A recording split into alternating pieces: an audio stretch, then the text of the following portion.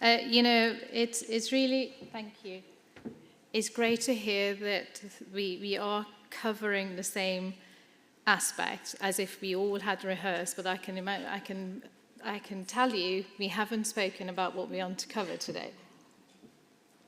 So I'm here to talk about 3-year delivery plan, and let me see, that's it. And actually 2 years on, where are we in our journey in London? I put my glasses on because I can't see really well, but I can see some familiar faces. It's really lovely to be in here with colleagues. But before I talk about the 3-year delivery plan, I feel we just need to talk about London. Obviously, I'm the regional chief midwife for London, so London is very close to my heart. And what I wanted to talk about is the ambition we have for London. And the ambition within the regional team is that we're going to make London, oh, this is not working, the healthiest global city. I'm sorry, I'm doing something with your equipment here. Oh, I'll hold on to it. There we go. So as you can see, the healthiest global city and the best place in the world to receive health and care services. And that's incredibly important. That statement is a cross-party statement, if you like, with the region, with our public health directors, with our London mayor, and our GLA across London. But what does that mean for maternity and midwifery in particular? So within midwifery, we have our own vision, which is really contributing to that, and that's to ensure that we provide safe, equitable and compassionate maternity and neonatal care for our diverse capital city. You heard Jill talk about listening to women, so that compassion comes within that.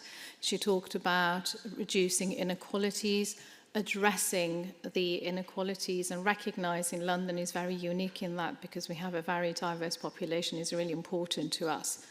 You might find, what do I do in my day job, really? So you have kind of a flavour of things that we get involved in our team, from listening all the way to oversight. But I generally kind of break it down into 3 areas. What we do in London, which I'm sure Jill does across England, is we influence. We influence to make sure that the voices of maternity and midwifery in particular is up front and centre, and we care for women.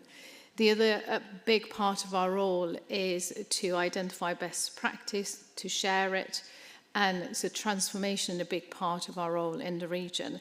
And last but not least is around ensuring the services are of high quality and evidence-based. So the oversight, again, comes into it. And the way we do it, so one of the big areas that I'm quite passionate about is our 3 C's in London. So that's the way we operate, is through co-production, continuous improvement, and compassionate leadership. So I'm not going to go through all of this. You will get them, I'm sure. I'm free for them to be shared. But I just wanted to draw your attention to the map of London. London is very unique, and there are various reasons for it. So as I already alluded to, we're very diverse. There are 46% of the London population are actually from Black minority ethnic background. And that's also reflected in our midwifery workforce, that we have 42% of our midwives are from Black minority ethnic group. And that's really great that we do reflect the population that we serve. As you will see, London is quite compact.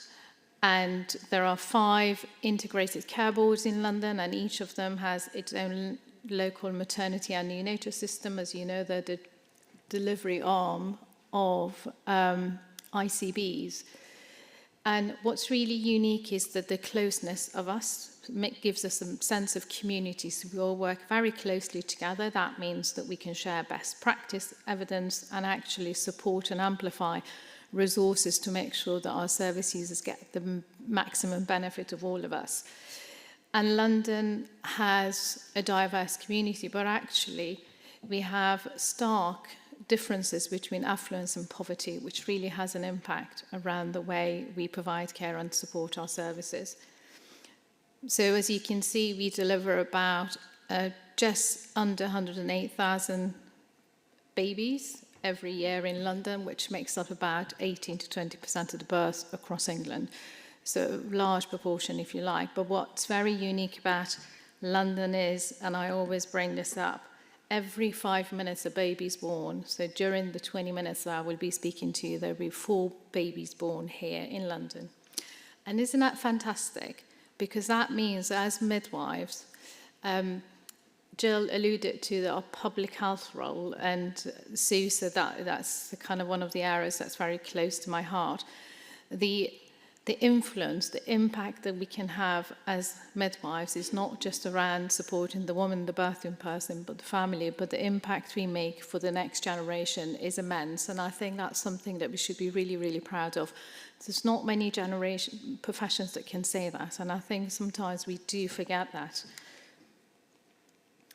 So the reason why I was here to talk about where are we, 3 years, the 3-year delivery plan for maternity and neonatal services, 2 years on, and take you through the journey, the London journey through our lens.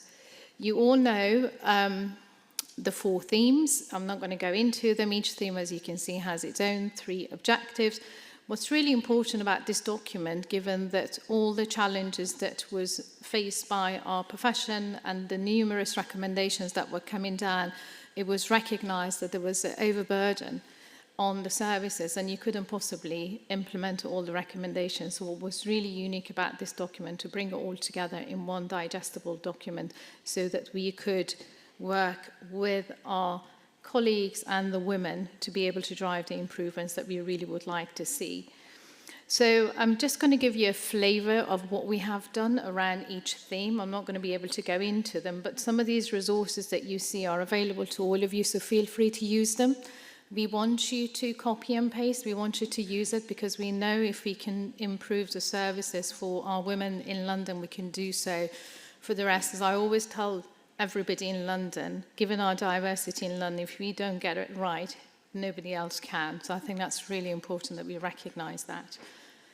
So our service user lead, Sarah Espenhan, and Jeanette Adamis, who's our senior project managers, I have to acknowledge the work as they developed a benchmark tool for London based on the national MMVP guidance, the Maternity and Neonatal Voices Partnership guidance that came out.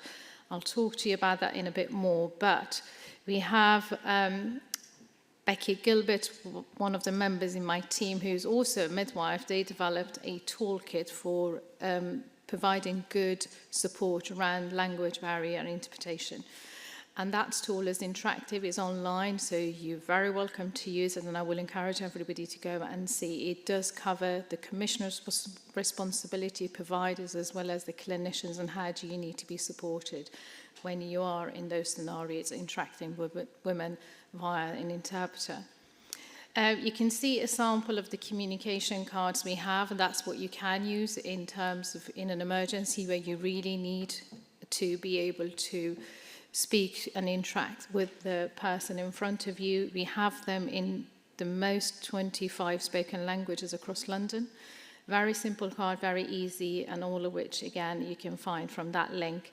And what I'm very proud of the team, they've just done raising the cultural awareness. Again, Jill talked about inequalities, but it actually is not just around race, it's around autism. Neurodiversity is a big issue in maternity. So we have developed 4 videos covering autism, Black Gypsy traveller and South Asian maternal health.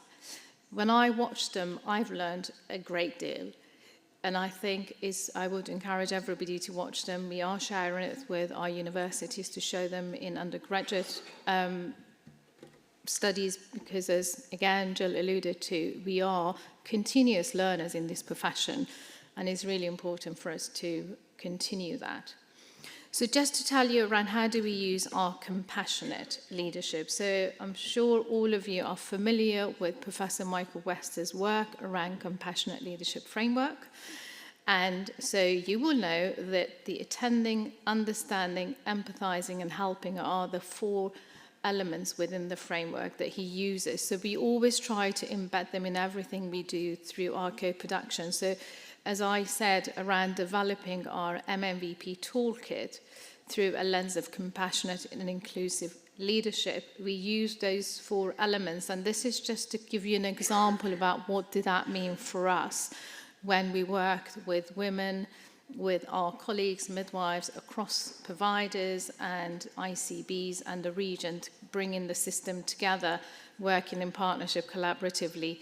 What did we do under each theme to help us not lose sight that the compassionate leadership is a really important part of that? This is just to show what the one-sided tool looks like. So it gives you an example about what you can do to support your service users, amplify the voices and hear everybody's voices, but also to help you benchmark. So not going to go into this, and apologies if that is quite busy. I'm sure you all have heard of this CQC maternity survey that comes out every year, and as you know, every February at the end of it, every woman who's given birth in February will be given an opportunity to comment about their experience around the 4 themes that you can see. This is a national picture, and it compares the 3 years, so 2019 all the way to last year. And I just wanted to put that down here and urge you and ask you, do you know what your trust rate is?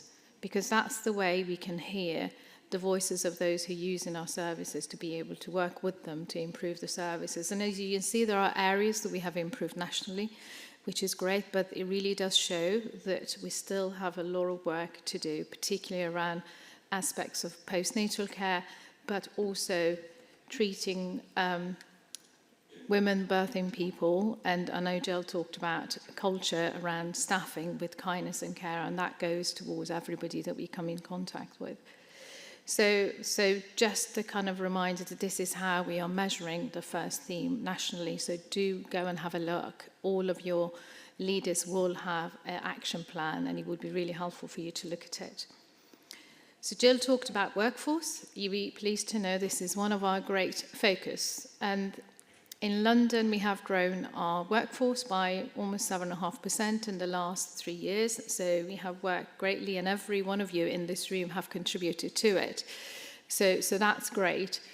And I was looking at our figures around diversity, and I'm really proud of what we all have achieved collectively in London, because we have really improved the interest and attracted new midwives into the profession from the Black and ethnic minority groups. So last year we had 55% of new Band 5s were actually from Black and ethnic minority group. And that's really great for us, and it's really great that we have that diversity. So the next challenge, again, a challenge that Jill put to us, is about how do we retain those midwives? How do we make sure that they feel that they are supported, they're valued, and the voices are heard and acted on?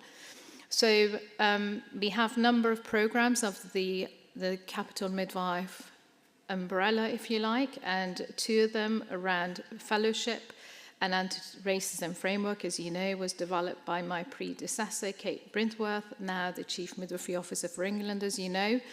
So what we are doing, we are developing a 4th cohort, stay tuned. We will go out to adverts, so please encourage your colleagues to apply for them. And we are just about to set up a alumni, and bringing, at the moment we have 90 midwives who've gone through the Capital Midwife Fellowship, so that's really great and something we're very proud of.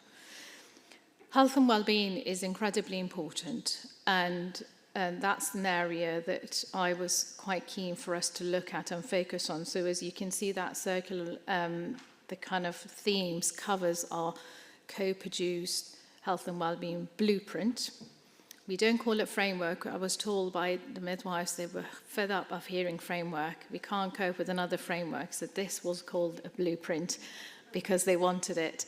So we have now piloted it in 5 sites across London. At the moment, we're working with one of our colleagues King's College London University to look at the impact and try to build it before we scale up. And that's something, again, we'd be very happy to share with you. So again, we have got the third theme around safety culture. And as you will see, we have focused not only to support our staff, but also building and supporting our maternity and neonatal voices partnership, because as you have seen in the latest guidance, the expectations has increased. So they need that support to be able to function, to be able to take part in the governance structures within the trust and try to kind of work and make sure that they can represent the voices of the communities that they are representing. The MUSA assessment is another area that we're currently working on, and that's, you can see the templates particularly refers to it, and that's because we want to know that our midwifery-led units are utilised properly. They are offering the choice for women who are able to use them. We know they're not utilised efficiently at the moment. And what we want to make sure that we all have the right standards, evidence-based, and the escalations to have the agility to be able to support women when they need to be transferred. So that's one area that we are working on at the moment.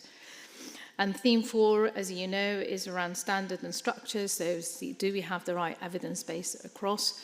We do have this phrase in London, we do it once for London, and that is actually if you have the right standards, if you have the evidence base, we should all using that. But obviously there are variations that we need to support our team.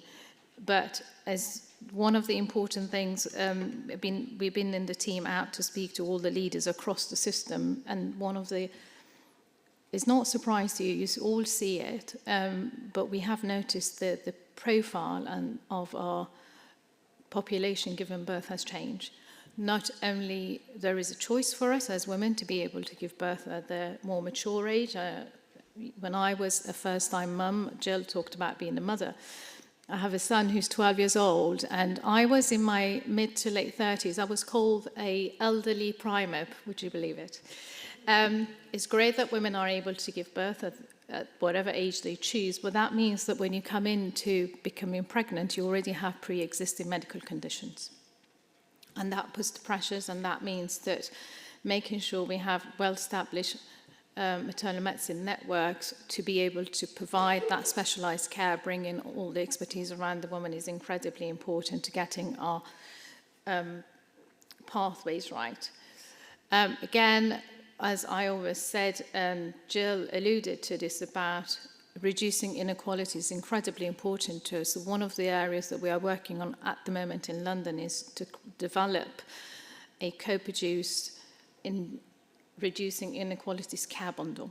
We have 4 particular areas that we're looking at, and that's based on the evidence that we work through. We're working with our clinicians, with our public health directors, with our academics across London, and the 4 areas around making sure that women have early access to maternity services. What we have noticed is that women are coming to us later and later, and that means there is missed opportunities to be able to identify some challenges or be able to do a proper assessment and give them the right information in order for them to make the right choices. So that's one of the areas we're working on. Reduced fetal movement, as you know, it won't be a surprise to you, that is still a problem. Not in terms of identifying them and acting on them, but actually women don't feel heard when they come into some services, so that's the area that we're trying to address. So, where are we in our next step? Jill talked about being empowered, having the collective voice, and you can see that the thread is there. So meeting the needs, the equity and safety first is one of our key focus in London. So continue with our inequalities care bundle and making sure that we focus on providing personalised, culturally competent care to everybody. The working matrix, public health is an integral part of a midwife's work, and if you're more interested in it, I should plug Sue's latest Mayor's book that actually addresses that, and that means that we increasingly have to work in a matrix model. We have to work with other clinicians to bring the expertise around as our mothers and the profile of the reproductive age is changing. So that's one area that we're working on and trying to make sure that the midwifery's voice is right at the centre, at the heart of all of it, and we can advocate for the women birthing people. We want to continue focusing on our staff engagement, but also well-being and making sure that our staff feel that they are developed, they're getting the right growth, and they feel that they are heard, listened, and respected in day-to-day work. And Jill touched around digital transformation and innovation, and that's something that we are very focused on. Every now and then I manage to get out the office and actually work as a clinical midwife, and one of the things that I often see in an antenatal care setting is the midwife is in front of that computer, have this immense but meticulous but really complex sets of questions that you need to go through. So it really doesn't leave a lot of time for interacting with the woman in front of you. So the use of AI and the ambient voice technology will help us to remove those admin work that's not really what we want to do, to help midwives to really provide care. And that's why we all became a midwife in the first place. So those are some of the areas that we are looking at. But I just wanted to show our fantastic team across London and all the fantastic work that they have done, but leave you with one point. And I think it's important to recognise that there is an erosion of trust in maternity care and midwifery profession as a whole. And I think, so that has been a challenging time for us. But I think if we pause in the moment, when there are challenges, that's the time that really is driving the improvement, creativity and innovation. And I feel we are at that cross point, certainly for us in London, and we are coming up with lots of ideas, and I'm very hopeful for London, and I'm confident that together with our collective partnership of working together, we will be able to turn the tide and make the improvement that we all want to see. Because not only are we caregivers, but actually we are the receiving of it. I've been a mother, I was pregnant, and I'm still looking after pregnant women. So it's really important to look at it from the women's perspective, birthing people's perspective. What we do will really have a generational impact. So with that, I'm going to leave you and pause there. So thank you very much. Thanks, Sue.